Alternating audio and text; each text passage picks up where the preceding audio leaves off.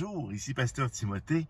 J'aime ces versets de l'apôtre Paul lorsqu'il dit à Tite, dans le chapitre 2, à compter du verset 7, écoutez bien cela, « Montre en ta personne un modèle de belles œuvres. » Donc, en ta personne, ne fais pas que parler, ne fais pas que dire ce qu'il faut faire, ne fais pas que savoir ce qu'il ne faut pas faire. Montre, que tout le monde puisse voir que tu fais des belles œuvres, les non-croyants comme les croyants. Tu dois le faire et pas seulement le penser, penser que tu es capable de le faire. Montre, c'est ça que j'aime de son verset. Et il continue, pureté de doctrine.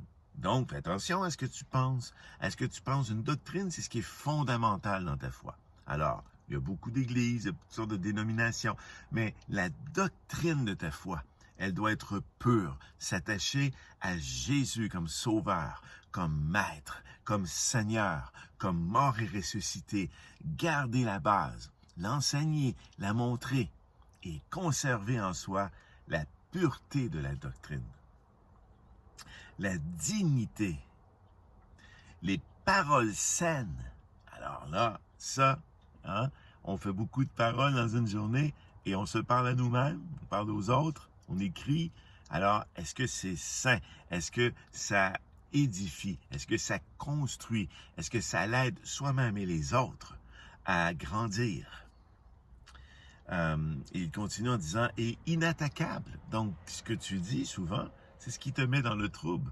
Ne sois plus dans le trouble à cause de ce que tu as dit. Et il continue, afin que l'adversaire, qui est le diable, mais ça peut être aussi un non-croyant, ça peut être des croyants dans ton église. L'adversaire, ne trouvant aucun mal à dire à notre sujet, soit couvert de confusion. Parce qu'il cherche à égorger, à tuer, à détruire, à détourner la vérité. Alors là, si toi et moi, désormais dans notre conduite, on montre nos bonnes œuvres et qu'on a des paroles saines, inattaquables, des pensées pures, et qu'on devient finalement des gens qui montrent qui ils ont en dedans d'eux. Le grand Dieu, le grand Créateur, et son Fils glorieux, et son Esprit vivent en nous.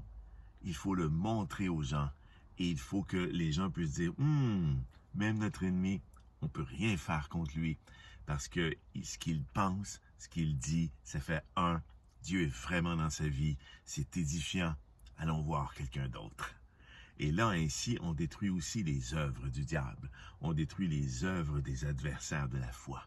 Et c'est important, par notre comportement et notre façon de penser et d'agir, qu'on puisse le démontrer. Et pas seulement à l'église le dimanche matin où tout le monde croit en Jésus, là. Tout le reste de la semaine, quand tu es avec des gens qui ne croient pas peut-être même en toi, qui ne croient pas en Dieu, qui ne croient pas en Jésus-Christ, ils doivent eux aussi s'apercevoir que tu es quelqu'un de vraiment particulier, qu'on appelle spécial, qu'on appelle un être choyé, dans lequel il y a Dieu, l'Esprit Saint, Jésus. Ça paraît. Voilà. Je vous laisse là-dessus. Je vous souhaite une très belle journée.